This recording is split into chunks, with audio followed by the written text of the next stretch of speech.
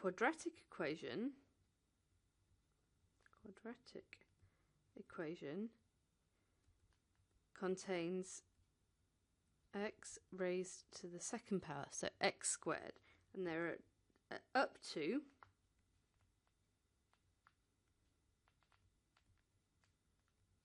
two possible solutions.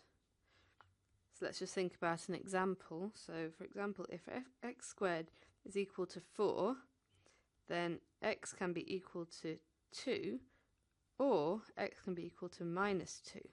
And both of those are equally good, because 2 times 2 is 4, but equally minus 2 times minus 2 is equal to 4. So there are up to two possible solutions for a quadratic equation, and the foolproof way of solving a quadratic equation is by using the quadratic formula.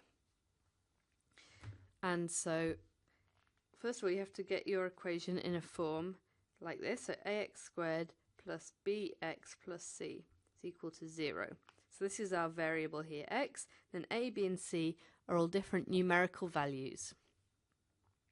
And then we can use the quadratic formula. So that is x is equal to minus b plus or minus the square root of b squared minus 4ac, square root of all that, all over 2a. And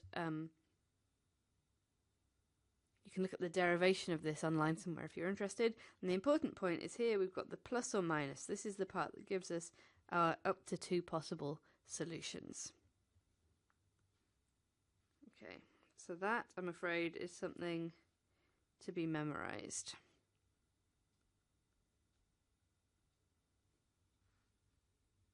So I'll work through an example to show you what I mean. So here's my example I've chosen. So 3x squared plus 10x plus 3 is equal to 0. And you'll see I've chosen this because it gives us a nice round answer in the end, but don't expect your answers to come out nice.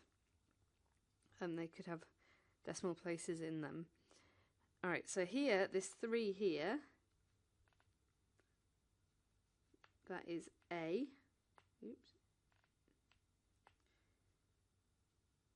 from this equation, so ax squared, so the number that we're multiplying by the x squared, that's a, so the 10 is b, and the 3 there is c, the number on its own without an x. Okay, so now we just have to substitute those numbers into the quadratic equation. So x squared, sorry, excuse me, oh dear. Alright, so x, excuse me, is equal to minus b plus or minus the square root of b squared minus 4ac all over 2a. So here x is equal to minus 10, because that's our b, plus or minus the square root of 10 squared minus 4 times 3 times 3. So that's our AC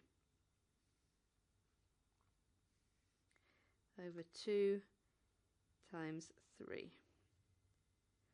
So that means that x is equal to minus 10 plus or minus the square root of 100, 10 times 10, minus 36, 4 times 3 times 3, all over 6. So x is equal to minus 10 plus or minus the square root of 64 over 6, x equal to minus 10 plus or minus 8 over 6.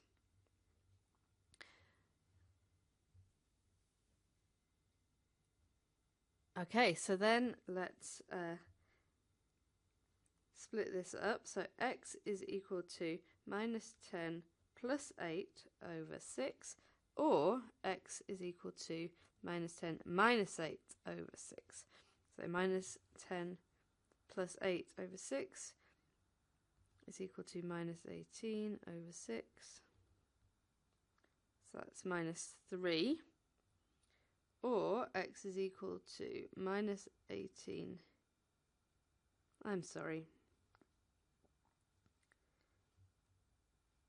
going to rub this out.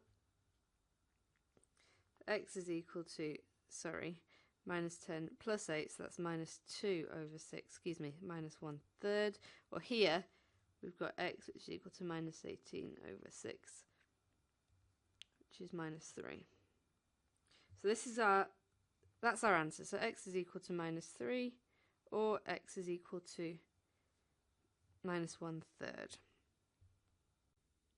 And now I'm just going to plug those two values back into the equation to see if it works, the equation we started with. Okay, so we've got 3x squared plus 10x plus 3 is equal to 0. So if we substitute all the x's with minus 1/3, what happens? So that gives us 3 times minus 1/3 squared plus 10 times minus 1/3 plus 3 equal to 0. So that's 3 times 1 over 9 plus 10 plus minus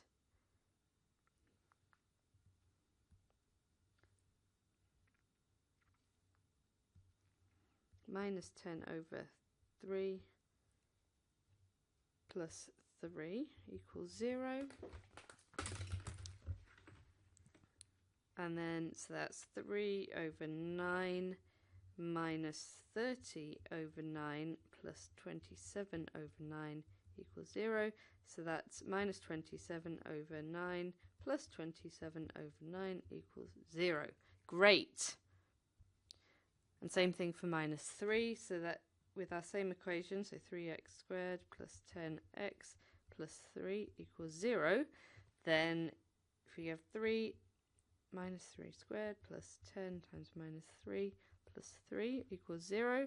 So that gives us 3 times 9 minus 30 plus 3 equals 0. So that's 27 minus 30 plus 3 equals 0, which again, correct. So we've done a good job there with our solution.